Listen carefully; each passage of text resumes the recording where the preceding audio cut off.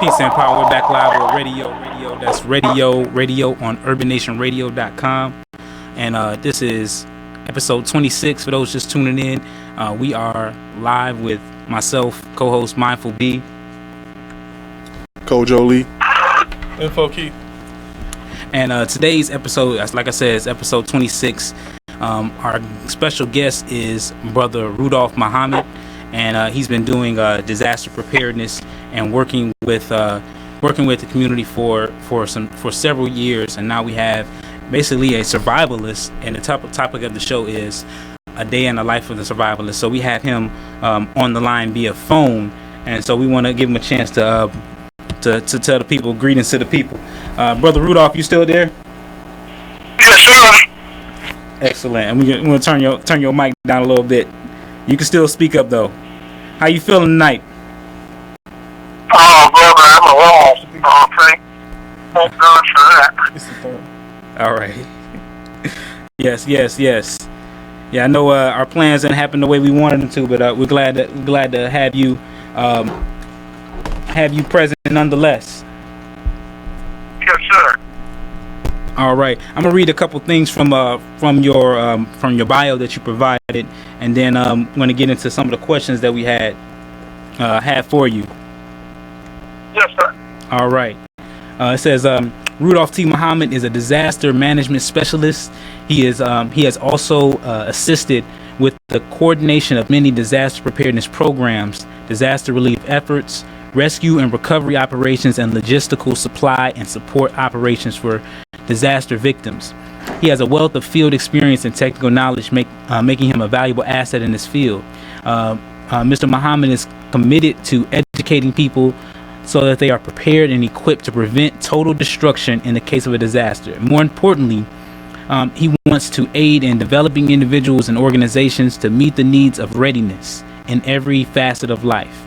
He is often heard to say the community is no better prepared than its least prepared individuals. Sound like something we say.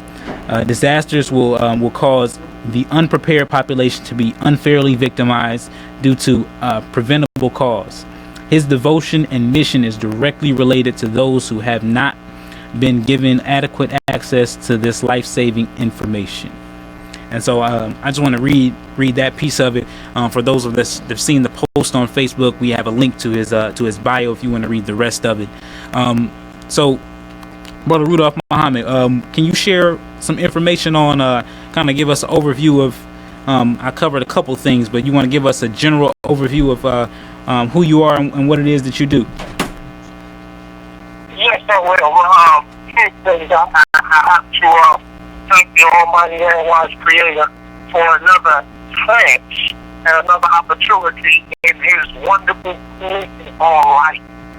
It's only through His divine mercy and blessings that I'm able to talk to you today. I thank Him for, of course, my mother and my father for birthing me, and then for blessing me to get into this field and to have a body of knowledge that I'm able to transfer to people who are not professionals in this field. And that's the main purpose of what I do, is because generally when something happens, the professionals are already taken care of. They have their infrastructure, they have their resources, they have their plan.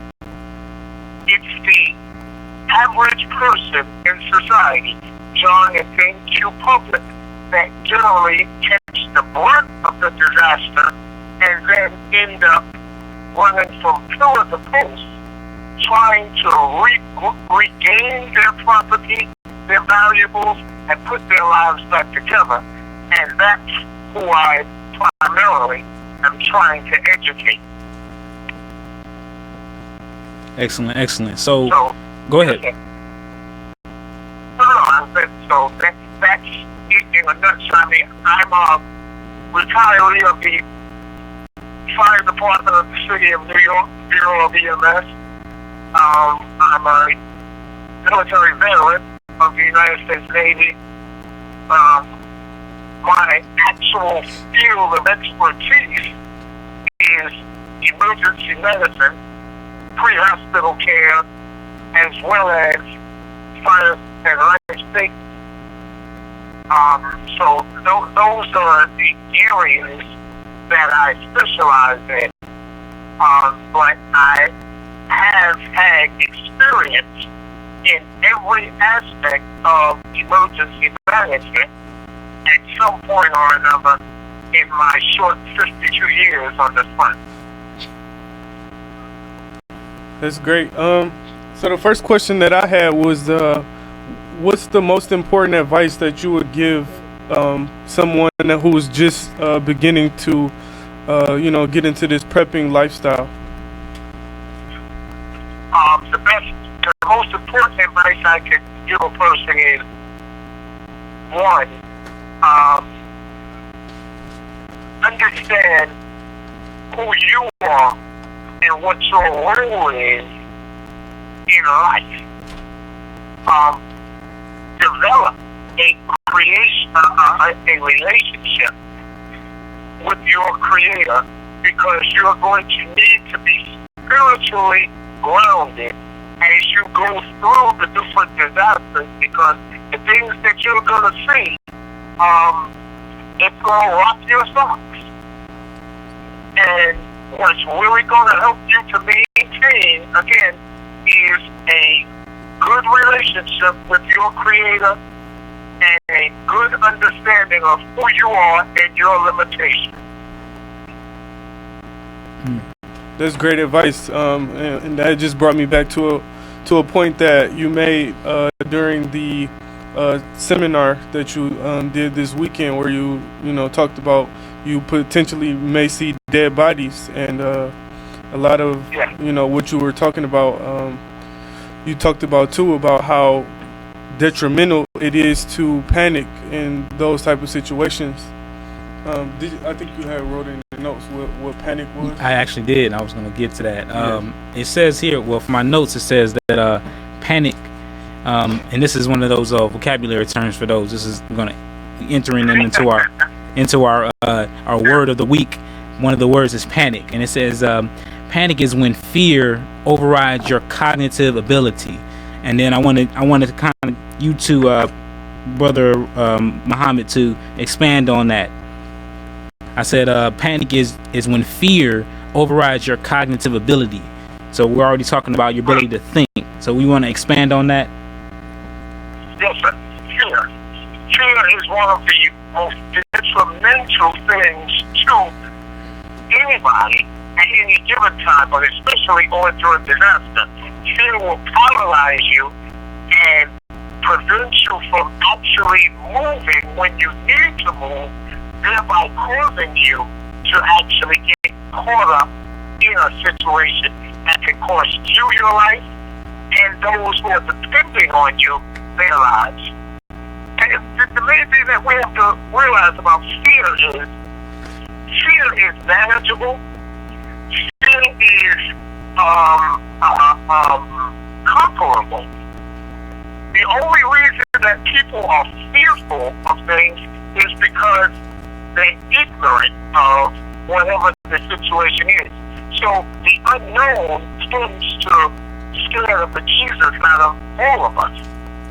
So the antidote to that is to fill your head with the knowledge necessary so that when the situation arises, not if, when it arises, you have a body of knowledge that you can apply to it, and then through the proper training and going through your drills on a regular basis, it will get your muscles ready to perform the feats or the duties that they need to perform, and you will go through it almost mindlessly if you practice it enough. I always tell people, how did you learn to tie your shoe? And whatever age you are right now, do you think about tying your shoes in the morning? Or when you put your shoes on, do you have to sit there and think, left over right, right over left, pull, loop, around, pull through. You don't have to go through that anymore. Why? Because you've done it every day of your life since you learned.